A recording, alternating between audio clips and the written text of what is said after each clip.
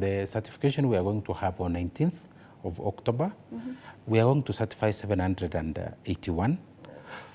And these are the people we have shift through, and we are sure that these ones meet our threshold. Right. So we are going to have the ceremony on 19th at K.I.C.C amphitheater. And we are projecting that we are going to grow this number in the next about 5 years. We are looking at about 10,000. Because they are there. They are there. It's only that we need to encourage them to come in, either through recognition of prior learning, or as private candidates, or as students from training institutions. So we need more of this media engagement and outreach, so that then the populace is able to know what we do, right, and how we will facilitate them to have the certification. Right. And so it's work in progress. Of course. Yes. Right, and of course engagement is very important in ensuring that a lot of the Kenyans, or a lot of Kenyans, are aware of whatever is happening in this particular field. You said that recently you were in Rwanda, of course, for benchmarking, or to see how exactly they run HR there, what we can take, what exactly we can emulate. But then, what are some of the things that jumped out to you? What are some of the differences that you saw? How they operate HR there, and how we operate HR here in Kenya? Thank you. Rwanda has, from my experience, they have very high regard for Kenyan qualifications, right, and our Kenyan system. In fact, they look at us as elder brothers. So what works in Kenya, and in fact, I went around and I was impressed with the Kenyan brands I saw. I had a privilege of talking to citizens. You know, normally when you want to know the truth, right, you talk to the low people, right, the shoe shiners, the taxi people. They have high regard for Kenyan qualifications. What we learned in Rwanda is they hold high premium in discipline and qualifications. They don't like cutting of corners. Not that Kenya we cut corners, right, but that's something which came out in Rwanda. They also value qualifications. They value hard work. That is what we learned. In fact, for me, there are more to learn from Kenya than us. Right. And we are ready to, and we promised them that we're able to hold hands because we're in this journey together.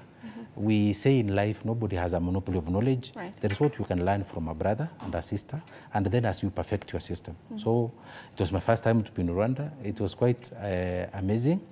We had the opportunity when the Mount Kenya University was being transited, or when it was being given a charter. Right. So it was quite an experience. We saw the desire of the Rwandan people to come on board.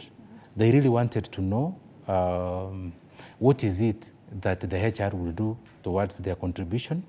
They have their own vision, 2030, I think theirs is 2060 or something, I'm not very sure. 2063. 2060, yes. Yes. So for us, like you will ask, what is the contribution of HRM PEB and the HR space towards the realization of Vision 2030? You will realize Vision 2030 is premised on 3 pillars, and on the social pillar, and also, in fact, it cuts between social and economic pillar, because HR is an economic resource. And we pride ourselves that we're giving a contribution by giving the assurance that the people we are churning out, the people we are certifying, are capable of also harnessing the potential of their other employees towards the realization of the Vision 2030. And also on the social pillar, that we also promise that we will give our contribution by giving a qualified human resource towards the space and towards the building of the country under the Vision 2030. Right. Yes. Nicholas, you as an individual and as a professional in the human resource field, when it comes to productivity and incentivizing productivity, a lot of employers would think that giving an employee, salaries at the end of the month, allowances, is more than enough incentivization. What then is the importance of emotional well-being and, of course, other forms of incentivization in the workplace? Thank you. In HR, we have always said, and we say it again, money is not a motivator. Right. That is why even you start from the base, then you get increments as you grow up in the profession. At one point, you realize, because lifestyle, money does not change much. You will get more clothes, get more assets. Right. But ideally, it's not a motivator. So we are moving, in fact, the space of emotional well-being and mental health is a critical issue. That is why people, in fact, we say in HR, people don't move away from jobs. They move away from people. Right. Because if you create a toxic working environment, people will leave, however much you pay them. Because people realize that at the end of it all, the workplace is where you spend a lot of time.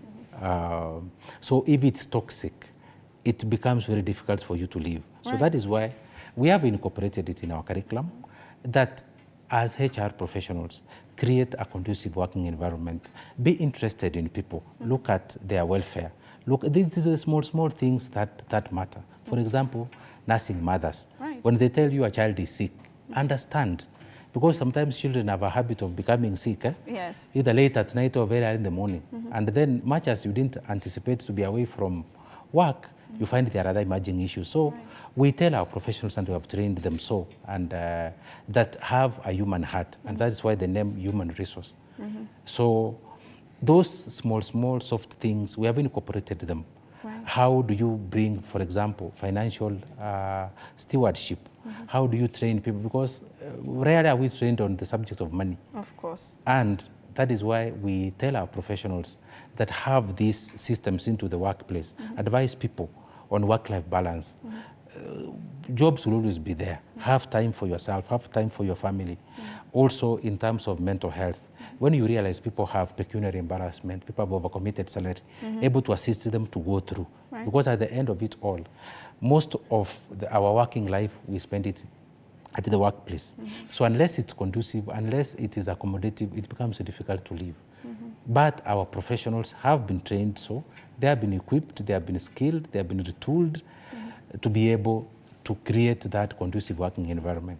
That is why we have the confidence that once they start managing people, then they're able to create this environment and make this world a better place for themselves, their children, and everybody.